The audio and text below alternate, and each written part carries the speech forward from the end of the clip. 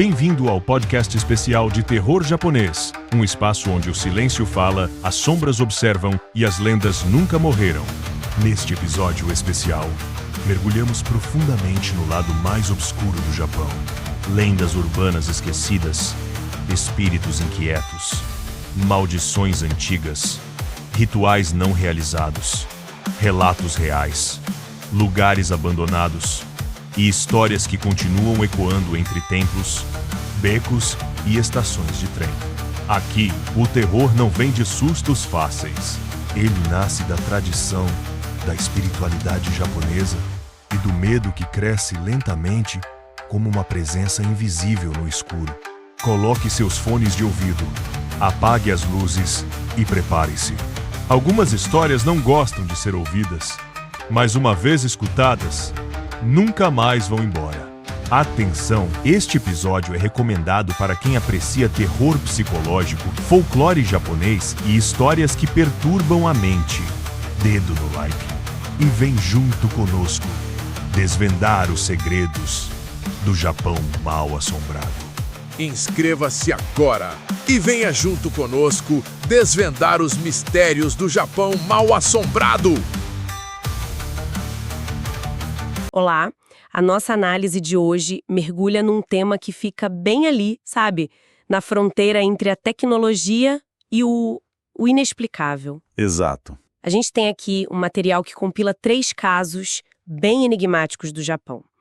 Casos onde câmeras de segurança, que são ferramentas criadas para nos dar clareza, né? Justamente. Acabaram registrando imagens que, olha, desafiam completamente a lógica. E o fascinante aqui é exatamente esse choque. De um lado, você tem a objetividade fria de uma máquina que só grava o que está ali na frente dela. Certo. E do outro, fenômenos que parecem pertencer a um campo totalmente diferente da experiência humana. O que a gente vai tentar fazer aqui é desconstruir esses casos. Explorando essa tensão, né? Entre a explicação técnica e o que as pessoas relatam. Exatamente. Bom, a gente vai passar por 3 locais. Um hospital em Sapporo, depois um cruzamento em Fukuoka e, por fim, um prédio abandonado em Nara. Cada um com a sua gravação. Impossível. Vamos lá. Certo. Vamos começar pelo hospital, que talvez seja o cenário mais, clássico para esse tipo de história. Sem dúvida. A gente está no início dos anos 2000, num hospital na cidade de Sapporo, e a administração de lá estava com um problema bem irritante. Os alarmes. Exato. Alarmes de segurança disparando no meio da noite, sem motivo nenhum. Portas trancadas, nenhuma invasão, nada. E para tentar resolver, imaginam que eles... Isso, eles instalam um sistema de CFTV de alta definição, o que tinha de mais moderno na época, e claro, é aí que a gravação aparece. Então, a imagem que eles captaram, olha, é bem específica. São 3h18 da manhã. Madrugada. A câmera mostra um corredor longo, vazio, perfeitamente iluminado. Aquelas luzes fluorescentes, sabe? Sem sombras, sem cantos escuros. Um cenário bem asséptico. Perfeito. De repente, bem lá no fundo do corredor, uma figura branca, meio disforme, começa a se mover na direção da câmera. É aqui que a coisa fica realmente estranha. O material que a gente tem descreve o movimento de uma forma muito particular. Não tem passos. Não tem uma forma humana clara. Nada. A descrição é que ela simplesmente desliza pelo chão. É um movimento fluido, completamente antinatural. E tem o final, que é o mais bizarro. Sim, quando essa forma se aproxima da câmera, ela simplesmente se dissipa no ar. Some da imagem. Bom, a primeira reação de qualquer pessoa técnica, né, é buscar a falha no equipamento. Claro. E a hipótese que os engenheiros levantaram na época foi a de uma coluna de luz refletida. É um fenômeno óptico raro, uma espécie de glitch visual. Um defeito na imagem? Isso, que pode ser causado por interferência energética nos sensores da câmera, criando essa anomalia. Peraí, essa parece ser uma explicação bem razoável. Uma falha técnica, um reflexo estranho, não seria o mais provável. A princípio, sim. Quer dizer, só porque eles não encontraram a fonte de luz naquela exposição, não significa que ela não poderia existir sob condições muito particulares, né? Esse é o ponto. Não é mais lógico pensar que é um fenômeno físico que a gente ainda não entende direito do que, bom, outra coisa. Essa é a questão central. É a explicação mais lógica. E foi por isso que a investigação foi levada a sério. Mas a teoria foi descartada por um motivo muito forte. Qual? Os técnicos foram ao local várias vezes, em horários diferentes, com equipamento para medir qualquer tipo de variação de luz, de energia. E eles não encontraram absolutamente nenhuma fonte, nem interna nem externa, que pudesse criar aquele tipo de reflexo com aquele movimento e aquele formato. Ou seja, a explicação lógica não batia com a realidade do local. Não sobreviveu ao contato com a realidade física. É aqui que o caso fica fascinante. Não é mais sobre um defeito no equipamento. Mas sobre a possibilidade de o equipamento estar funcionando Perfeitamente. exato. E capturando algo que desafia nossa física. A falha não estaria na máquina, mas talvez na nossa compreensão da realidade. E essa ausência de explicação técnica abre espaço para outra camada da história, que é a camada humana. Sempre tem. O nosso material traz o relato de uma enfermeira aposentada que trabalhou anos naquele hospital e ela adiciona um contexto que, nossa, muda tudo. E qual era? Aquele corredor específico da gravação era o que conectava diretamente a ala de pacientes terminais. Isso. Isso ressignifica completamente o que a gente está vendo. Deixa de ser um borrão branco para se tornar... Outra coisa. Exatamente. E a fala dela, que está citada no material, é de arrepiar. Ela diz assim: eu sempre senti que Al-Ben caminhava ali à noite. Nós todos sentíamos. Uau! E ela continua: agora, tenho a impressão de que a câmera só confirmou aquilo que nós evitávamos admitir. Que frase forte! Muito. Porque ela transforma um suposto glitch técnico numa confirmação de uma experiência humana coletiva. A câmera não viu algo novo. Ela só validou que as pessoas já sentiam. Isso. E assim se fecha o primeiro caso. Temos uma evidência visual, uma explicação técnica que na prática não se sustenta. E uma narrativa humana que preenche as lacunas com um significado profundo e bem perturbador. Exato. Isso levanta uma questão importante sobre como o contexto e a memória de um lugar podem transformar radicalmente a nossa interpretação de um dado que deveria ser objetivo, como um vídeo. No hospital, a anomalia era essa forma meio etérea, disforme. Mas o nosso próximo caso, em Fukuoka, é talvez ainda mais desconcertante. Por quê?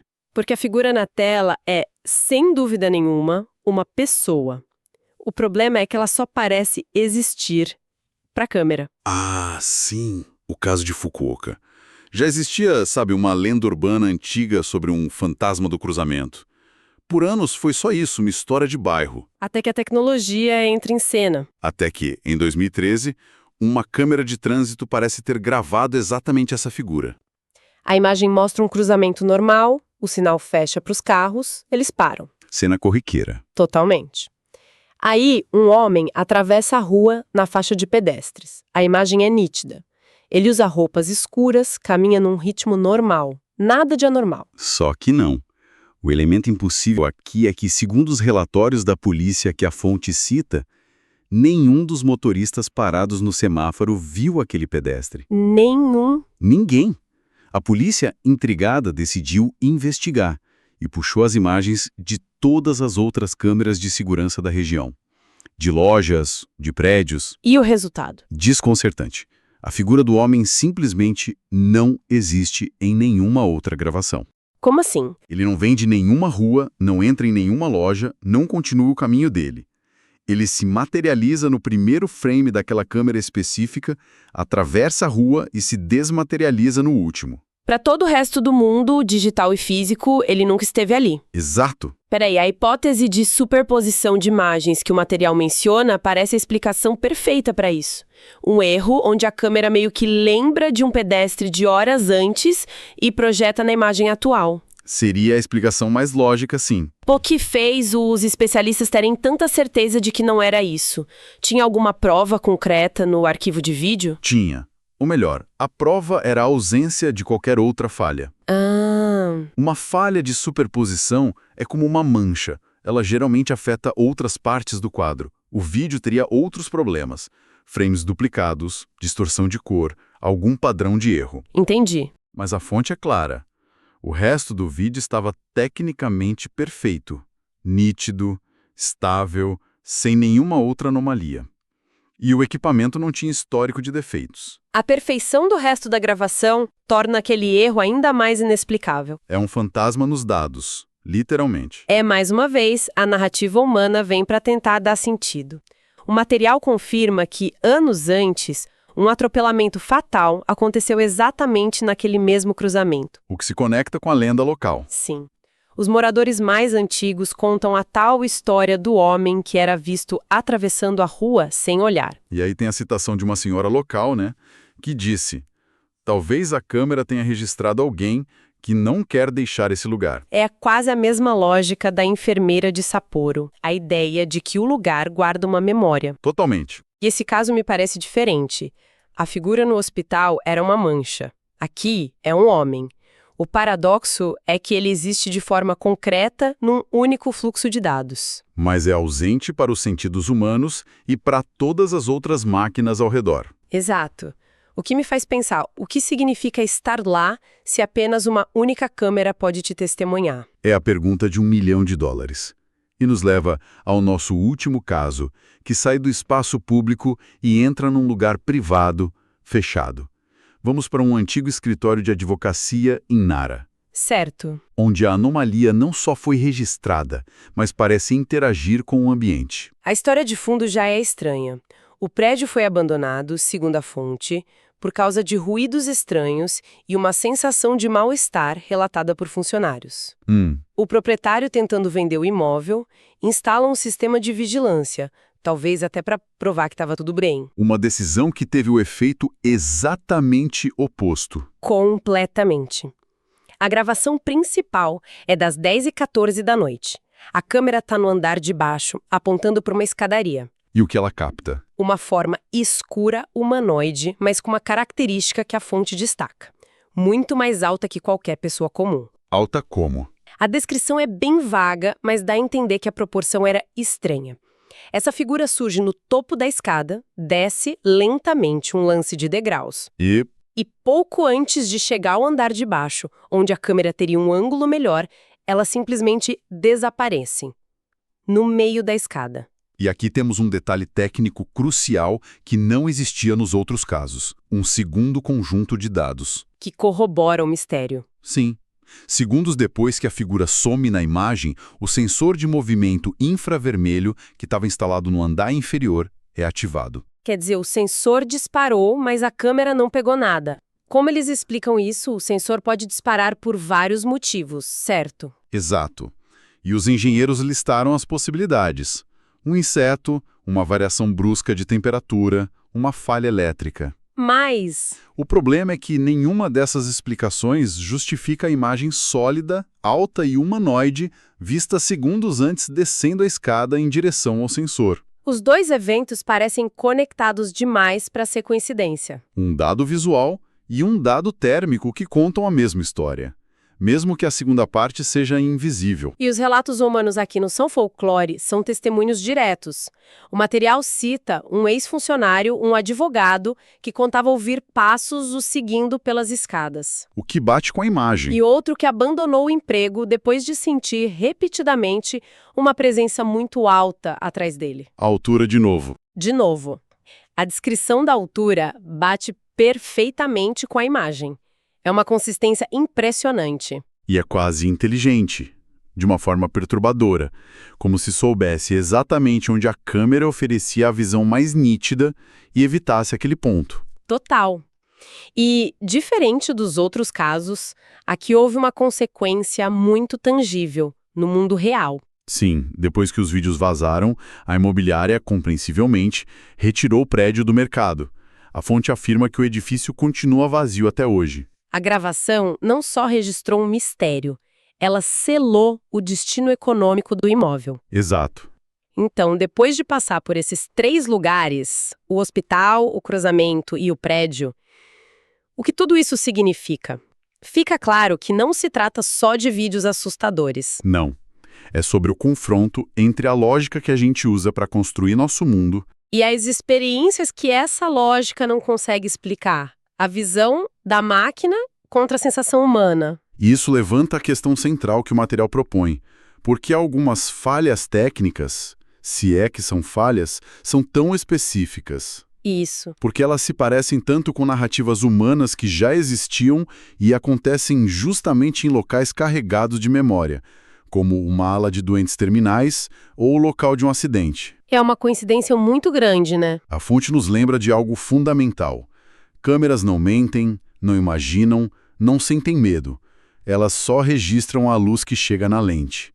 Se elas estão registrando o impossível, a pergunta muda de o que está errado com a câmera para... O que exatamente nós estamos vendo? Exatamente. É uma reflexão poderosa.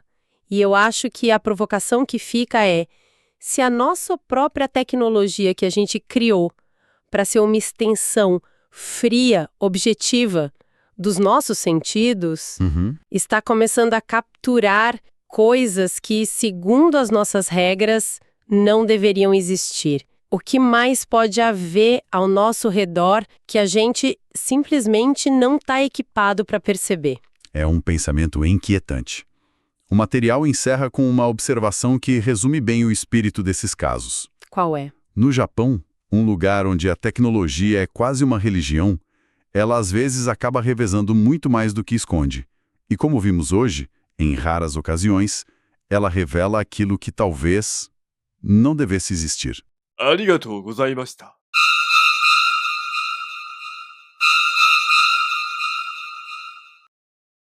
Pensa naquela imagem clássica, um templo japonês, sabe? Perdido assim no meio das árvores, aquele silêncio todo, lanternas de pedra cobertas de musgo. Sim, a gente logo imagina um lugar de paz, de serenidade total. Exato. Mas e se por trás dessa beleza toda, alguns desses lugares guardassem histórias bem mais sombrias, ecos de rituais que deram errado e presenças que, nunca foram embora?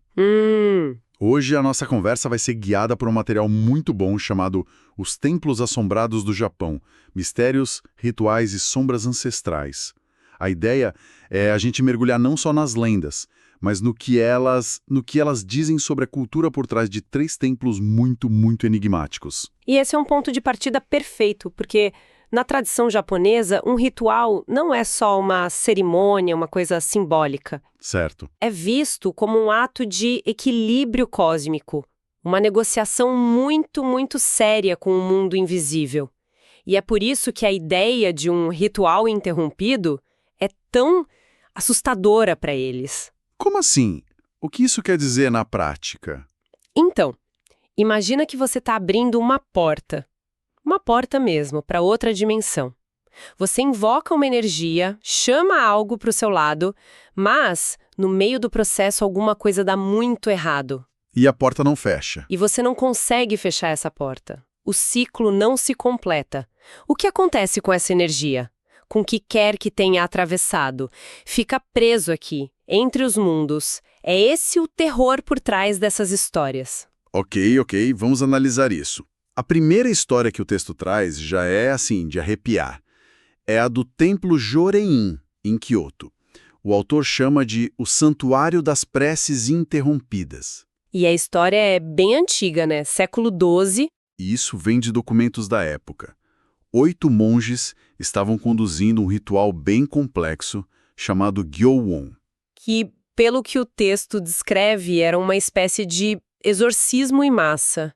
Durava dias e o objetivo era purificar os vilarejos vizinhos de espíritos vingativos. E a principal ferramenta deles era o som, o ritmo constante dos tambores. Exatamente. O som dos tambores era o que mantinha os espíritos afastados e conduzia o ritual. Mas na última noite, bem no clímax da cerimônia, os tambores pararam. Do nada. De repente. Um silêncio absoluto tomou conta da montanha. E ninguém ouviu mais nada. Nada.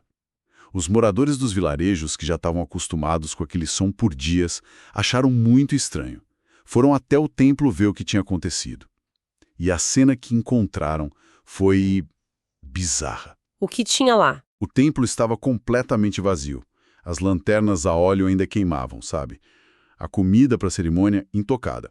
Mas os 8 monges Sumiram. tinham desaparecido. Como se tivessem, evaporado no ar. O texto usa essa palavra. Sem nenhum sinal de luta, nada. Exato. E é aí que os fenômenos começam. Desde aquele dia, os relatos são muito consistentes. Pessoas que passam por lá ao entardecer dizem ouvir o som fraco distante de tambores, vindo do templo vazio. Nossa! Outros juram que ouvem sussurros pedindo ajuda atrás das portas de correr. As Shodi? Aquelas de papel? Isso, a Shodi. E o mais arrepiante, que o autor destaca, aparições breves de uma fila de monges caminhando em silêncio pelo pátio. Só que eles não têm rosto. Uau! A imagem de monges sem rosto é profundamente perturbadora. É como se a identidade deles, a individualidade, tivesse sido apagada quando o ritual quebrou. Exato. E o fato de estarem em fila sugere que eles estão presos, repetindo o último ato da vida deles para sempre. É um eco, não uma assombração com consciência, sabe? Um eco. Gostei dessa palavra. E os sussurros vindo das portas de papel. É interessante que seja nas Shodi. Elas são simbolicamente uma fronteira muito frágil entre o dentro e o fora, o sagrado e o profano. Quase um véu. A ideia de uma voz presa, pedindo ajuda do outro lado de uma barreira tão fina, é visual e espiritualmente muito poderosa. Faz todo sentido. E tem mais um detalhe que o texto aponta que eu achei incrível. No pátio do templo tem uma estátua de Jizô. Ah, o Bodhisattva, um protetor especialmente das almas de crianças e viajantes. Uma figura muito querida. Pois é. E segundo os cuidadores atuais do templo, de vez em quando eles encontram a estátua com a cabeça levemente virada, numa posição diferente da que eles deixaram. Como se ela estivesse... Como se ela estivesse de guarda, vigiando a entrada do salão principal. Isso é muito significativo. Mostra que o desequilíbrio deixado por aquele ritual é tão grande que até uma entidade protetora está em estado de alerta. Ela não consegue resolver o problema, mas fica ali, monitorando. A energia que ficou presa é tão persistente que afeta todo o ambiente espiritual do local, séculos depois. Ok, então em Jorein a gente tem um eco, uma energia passiva presa num loop. Mas nem sempre é assim, né? Não mesmo. O material que estamos analisando descreve um caso bem diferente, onde a presença parece ser muito mais ativa, quase predatória. E isso nos leva ao templo Horaiji. Ah, sim, o da montanha que sussurra o nome dos mortos. Só o nome já é um convite ao mistério. Totalmente. E o cenário ajuda muito. O templo fica no topo do Monte Horai, na prefeitura de Aichi.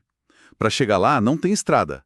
Você precisa subir uma escadaria de pedra. Com mais de 1.400 degraus. Exatamente. Quer dizer, já é um esforço físico que te coloca num estado mental diferente. O isolamento é um personagem nessa história. Você não chega lá por acaso, é uma peregrinação. Com certeza. E a história sombria daqui vem do período Edo. Segundo uma carta antiga encontrada no século XIX, um dos sacerdotes do templo decidiu quebrar uma regra fundamental. Os rituais deles eram para se comunicar com os mortos, geralmente para confortar famílias.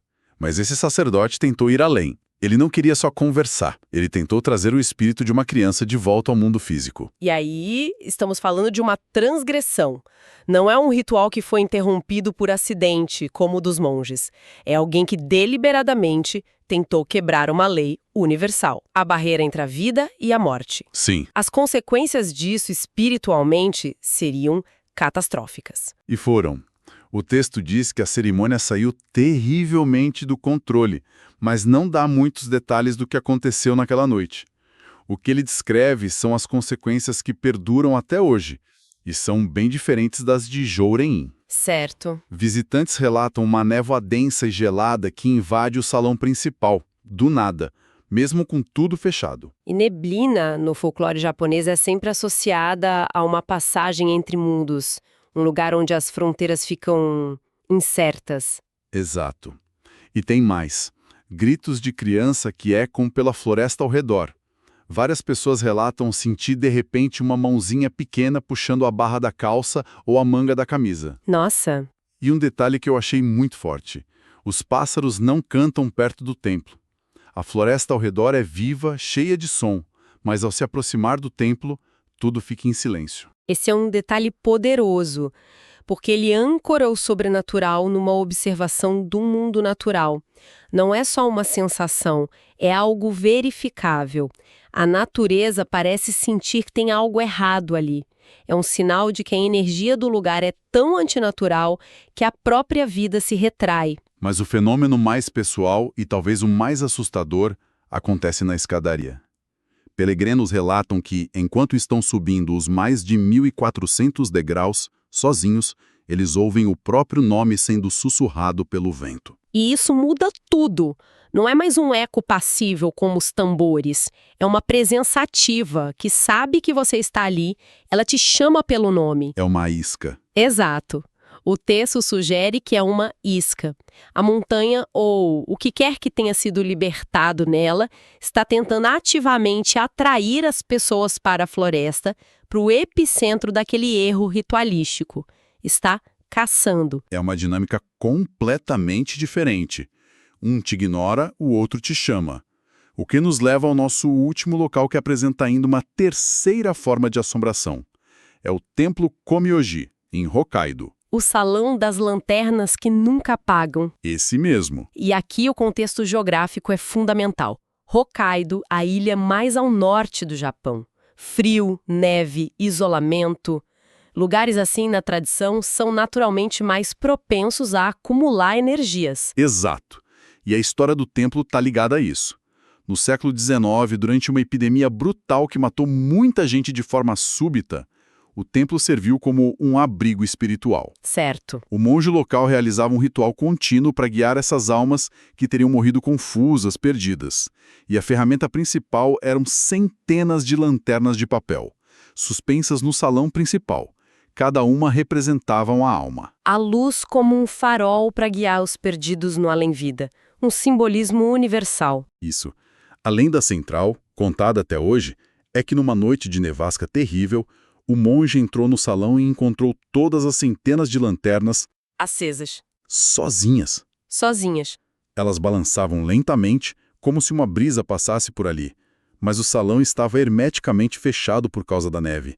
E o pior, ao se aproximar, ele viu que dentro das chamas de cada lanterna, pequenas sombras se moviam. Como se a alma estivesse literalmente dentro da chama. Que imagem! E os fenômenos atuais são uma continuação direta disso. Cuidadores afirmam que, mesmo hoje, encontram lanternas acesas sem explicação. Visitantes frequentemente relatam aquela sensação clássica de ter alguém caminhando logo atrás deles. Mas quando se viram, não tem ninguém. Sim, essa é clássica. E o mais impressionante que foi verificado com tecnologia. Gravações de áudio feitas no salão vazio, à noite, captaram o som de cânticos budistas, muito baixos, como se um coro estivesse rezando, sendo que o templo não tem monges residentes há décadas. O que é fascinante nesse caso é que ele não parece ser sobre um único evento, um ritual que deu errado. O texto introduz um conceito-chave aqui para explicar Komyoji, Heiju. Heiju. O que seria isso? Pode ser traduzido como energia espiritual residual. A ideia é que Komyoji, por sua função original de abrigar tantas almas que morreram de forma trágica e repentina, se tornou uma espécie de acumulador. O local ficou saturado com a energia de centenas de espíritos. Ele funciona como uma bateria espiritual. Então não é um fantasma específico, é energia de muitos. Exatamente. E as lanternas, que eram o objeto central do ritual de passagem, se tornaram o ponto focal, a manifestação física dessa energia acumulada. Elas acendem sozinhas, não porque um espírito específico as acende, mas porque a própria energia do lugar é tão densa que interage com os objetos, que um dia foram sagrados. Entendi. As lanternas não são a causa da assombração, elas são o sintoma visível do Heiju. Entendi. Então temos 3 casos bem distintos. Um eco preso no tempo, uma presença ativa e transgressora, e um lugar saturado de energia residual. Ao analisar os 3, o autor aponta alguns elementos em comum que conectam tudo. O primeiro é o mais óbvio. Tudo começa com rituais interrompidos ou corrompidos. É o gatilho. Sim, é a quebra do contrato com o espiritual que deixa essa cicatriz no local. O segundo ponto que a gente viu nos 3 casos é a importância dos objetos ritualísticos: tambores, estátuas, lanternas. Certo. O material argumenta que eles não são só objetos. No contexto do ritual, eles se carregam de energia e, quando as coisas dão errado, eles se tornam portais, âncoras para essa energia que ficou presa. O som do tambor continua, a lanterna continua acesa. E o terceiro ponto que o texto levanta são os padrões repetitivos. Na maioria das vezes, como em Jorin, as manifestações não são inteligentes. Não é um fantasma de filme que interage e conversa, sabe? São ecos. São ecos. Gestos e sons presos numa repetição, como um disco arranhado. É a memória do evento traumático que ficou gravada no lugar. Perfeito. E por fim, o quarto elemento que une os 3, o isolamento. Todos esses templos são em locais afastados, no topo de montanhas, em ilhas remotas, longe do barulho e da energia do mundo moderno. O autor sugere que essa quietude, essa falta de interferência, permite que essas histórias e essas energias se preservem de forma muito mais pura. Eles se tornam depósitos naturais desses ecos ao longo dos séculos. Então, amarrando tudo, o fio condutor que o material nos apresenta é o perigo da incompletude no mundo espiritual. Não é sobre bem contra o mal, sobre demônios. De forma alguma. É sobre desequilíbrio. Os fenômenos são ecos de uma promessa não cumprida, de um ciclo que foi quebrado, de uma porta que ficou entreaberta. E os templos, por seu isolamento e sua natureza sagrada, acabam se tornando uma espécie de laboratório onde esses ecos se manifestam de forma mais clara, quase como um registro histórico do invisível. Exato. E a conclusão que o texto nos deixa é que esses templos são mais do que apenas lugares assombrados para buscar um susto. Eles são monumentos vivos ao peso da tradição e à seriedade com que a cultura japonesa trata essa fronteira entre o nosso mundo e o outro. Com certeza. Visitar esses locais, para muitos, não é turismo de terror. É um ato de profundo respeito por aquilo que não pode ser desfeito. É um lembrete físico de pedra e madeira de que certas ações no mundo espiritual têm consequências permanentes e de que certas portas, uma vez abertas, talvez nunca mais possam ser completamente fechadas. E essa nossa conversa toda nos deixa com uma pergunta inquietante, que o próprio texto usa para encerrar a reflexão. Qual? O que acontece com o ritual quando ele é abandonado no meio do caminho? E que tipo de espírito fica preso, esperando que alguém o termine? ありがとうございました。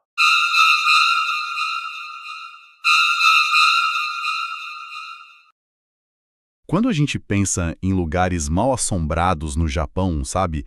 A imagem que vem é quase sempre a mesma. Florestas, túneis antigos. Sempre aquele cenário mais isolado, né? Envolto em névoa. Exato. Mas o material que a gente está analisando hoje muda completamente o foco. Ele aponta para um dos lugares mais inesperados e talvez por isso mais perturbadores. As escolas. E aí é que tá o paradoxo, né? Totalmente. Como é que um lugar feito para ter vida, para ter barulho de criança, risada, como é que isso vira o epicentro do medo? É a violação de um espaço seguro. A escola é um símbolo de futuro, de proteção. Quando essa imagem é quebrada por uma tragédia, um mistério, o impacto é muito, muito mais fundo. É nesse vácuo que as lendas crescem. É exatamente esse vácuo que a gente vai explorar. A nossa análise de hoje se baseia numa reportagem que investigou a fundo 3 escolas no Japão com essa fama. A gente vai tentar entender não só o que dizem que aconteceu, mas por que essas histórias continuam tão vivas. Certo. Ok, vamos lá. Para começar, a gente vai para a capital, para Tóquio. A nossa primeira parada é a escola primária de Hachioji. Ela fica numa área mais montanhosa da cidade, sabe? E está abandonada desde 1997. Quase 30 anos já. Exato. A história oficial é que a escola fechou por causa de um deslizamento de terra. Uma parte do prédio foi atingida e a estrutura ficou comprometida. E o ponto principal da história oficial é esse. Dizem que não houve fatalidades, nenhum registro de morte. Só que a história que os moradores da região contam é bem diferente, né? Completamente diferente. É aquela narrativa paralela que corre por baixo dos panos. Eles falam, assim, em sussurros, sobre crianças que estavam na escola naquele dia. e que simplesmente desapareceram. Sem registro, sem confirmação, só memória local. Exato. E essa discrepância é o que alimenta tudo, é a semente da lenda. E a partir daí, os relatos paranormais começam a aparecer. Pessoas que exploram o lugar, curiosos, eles descrevem um padrão de coisas. Falam muito de sombras, né? Sombras pequenas correndo pelos corredores. Isso. E passos. Som de passos de criança no segundo andar, o que é bem bizarro porque parte desse andar já nem existe mais, foi demolido. Mas tem um relato que é o mais forte de todos. O que sempre se repete. A menina na janela da sala de música. Sempre a mesma descrição. Um uniforme escolar antigo, branco. Ela só fica lá, parada, olhando para fora. Mas o que realmente colocou Hakkyoji no mapa do paranormal foi uma evidência mais concreta. Capturada por um grupo de exploradores, né? Isso, os exploradores de ruínas. Eles entraram lá com equipamento de áudio de alta sensibilidade. E o que eles gravaram é impressionante. E o que essa gravação captou? É aí que a história congela, sabe? No meio do silêncio, daquele chiado estático, você ouve uma voz. Uma voz. Uma voz de criança. Muito clara, mas parece que vem de longe. E ela faz uma pergunta. Uma pergunta simples e absolutamente devastadora. Que pergunta? A voz pergunta: Sensei, ainda estamos aqui? Nossa, caramba, só de ouvir a frase já dá um arrepio. A inocência disso é o que aterroriza. Exatamente. Vamos pensar na frase Sensei, né, professor. Isso já te coloca dentro da sala de aula numa rotina normal. Total. E a pergunta, ainda estamos aqui? Carrega uma confusão tão desoladora. É a voz de uma criança que, no meio do caos, do deslizamento, talvez tenha procurado a única figura de segurança que conhecia, o professor, e perguntado se ia ficar tudo bem. É o eco de um trauma congelado no tempo. Um eco perfeito. E não foi só isso que eles registraram. Ah, tem mais? Sim, no mesmo dia eles mediram quedas bruscas de temperatura, coisa de 10 graus a menos de repente dentro de algumas salas. O clássico ponto frio. Mas nada se compara à gravação. É a prova de uma presença presa numa pergunta que nunca foi respondida. Uma pergunta ecoando por décadas. Que imagem! A história de Hakkyoji assusta porque a gente, no fundo, intui o que aconteceu. Mas e se a assombração não vier de uma tragédia que todo mundo conhece, mas de um mistério? Um mistério total, individual. Essa é a transição perfeita, porque nosso próximo caso é a Escola Yoshida, na província de Ehime. Na ilha de Shikoku. Exato. A energia de lá não vem de um desastre, mas de uma ausência. É uma escola bem mais antiga, toda de madeira, abandonada lá em 1974. E a lenda toda gira em torno de um único evento. O desaparecimento de um professor. E o mais bizarro é que não foi à noite, não foi numa tempestade. Não. Plena luz do dia. Durante o expediente. Ele simplesmente sumiu. Me conta os detalhes, porque são eles que constroem a lenda toda. Os detalhes são surreais, parece coisa de filme. O professor estava lá, dia normal. De repente, ninguém mais o viu. Começaram a procurar e encontraram. Primeiro o sapato esquerdo dele, no meio do pátio. Sozinho, no meio do pátio. Como se tivesse sido arrancado. E o sapato direito foi encontrado dentro da sala dos professores, perfeitamente alinhado do lado da mesa dele. O professor nunca mais foi visto. Evaporou. Imagina o impacto disso numa comunidade pequena. Como é que um evento assim impregna um prédio inteiro? É que na cultura japonesa existe o conceito de onryo. Não é só um fantasma, sabe? É um espírito que fica preso aqui por uma emoção muito forte. Raiva, tristeza, o trauma de uma morte sem explicação. E o desaparecimento dele é o gatilho perfeito. Perfeito. A falta de respostas, a injustiça disso, cria uma energia residual poderosa. É como se a pergunta, o que aconteceu com ele, nunca tivesse saído do prédio. A escola virou o guardião desse mistério. E essa energia começou a se manifestar de um jeito bem físico, né? Sim, e foi logo depois do sumiço. Outros professores começaram a relatar coisas. O som de mesas sendo arrastadas com violência em salas vazias, portas batendo sem parar, mesmo em dias sem um pingo de vento. E o mais sinistro: Os gritos, abafados, pareciam vir do depósito de limpeza, um lugar que todo mundo sabia que aquele professor usava muito. os fenômenos parecem recriar a rotina dele, ou, pior, o pânico dele. Exatamente. Não são coisas aleatórias. E depois que a escola fechou, os relatos ficaram ainda mais famosos. Tem a história das cadeiras que, sozinhas, se viram pro canto da parede à noite, como se estivessem de castigo. E a aparição? A figura masculina? Isso. Uma figura alta, mas sem rosto, que as pessoas veem de relance passando pelo corredor principal. Isso tudo acabou criando uma crença local bem específica, né? Sim, os mais velhos dizem que a escola Yoshida nunca aceitou o fechamento. É uma personificação do prédio, a ideia de que a própria estrutura se recusa a deixar a história morrer. Ela não é só assombrada, ela é a guardiã da assombração. Uma escola que se recusa a morrer. Sinistro.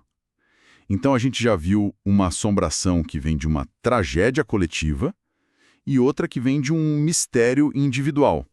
Mas a nossa última parada em Hokkaido apresenta um terceiro tipo. Não é sobre um evento. É sobre a sensação de que o próprio prédio está vivo. E o apelido dela já diz tudo. Exato. Vamos para a escola Yubetsu. Apelido?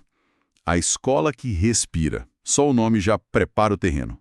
Ela fica numa área bem remota, cercada de floresta e névoa. Fechou em 1988. E os relatos estranhos são bem mais antigos que isso.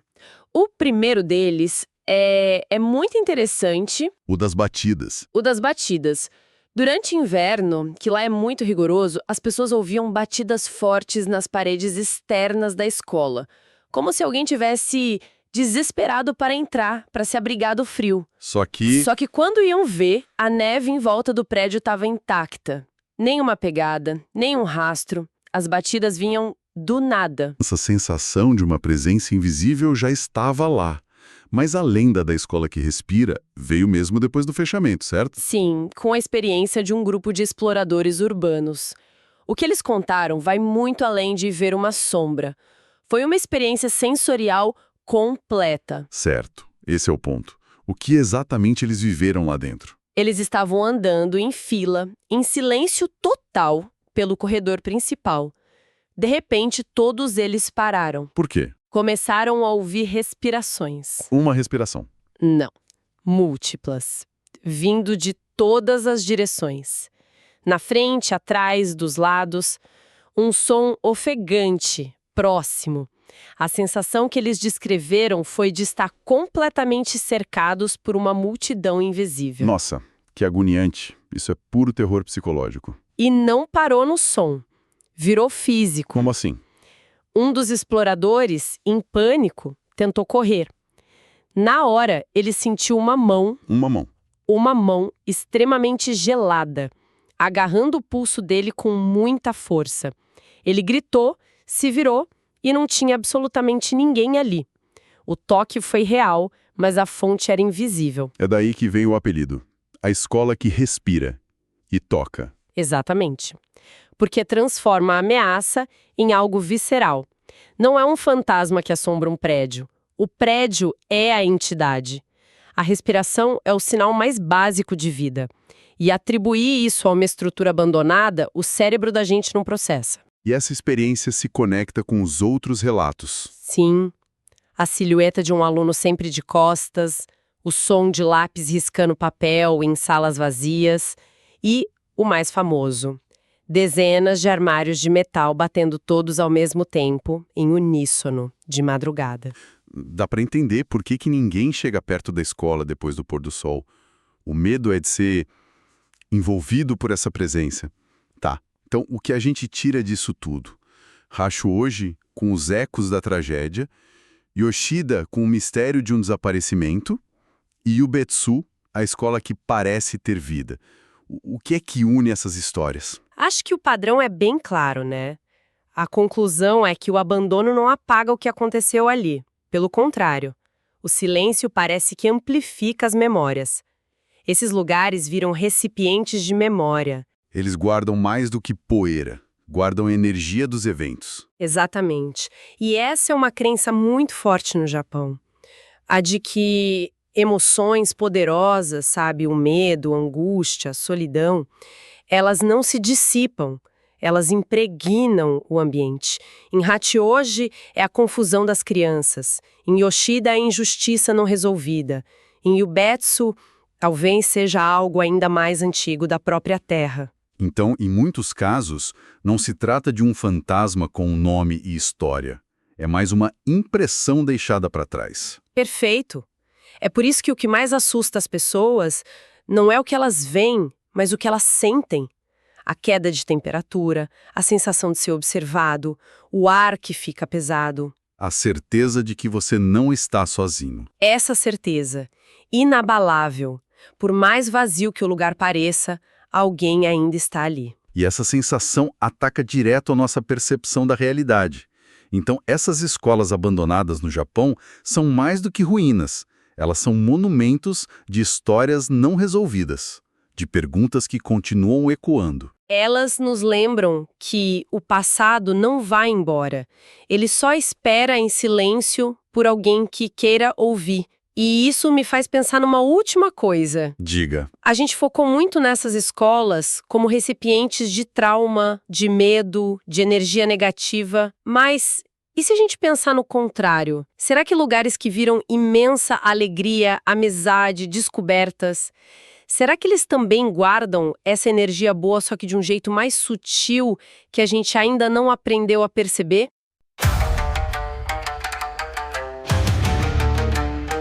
Inscreva-se agora e venha junto conosco desvendar os mistérios do Japão mal-assombrado.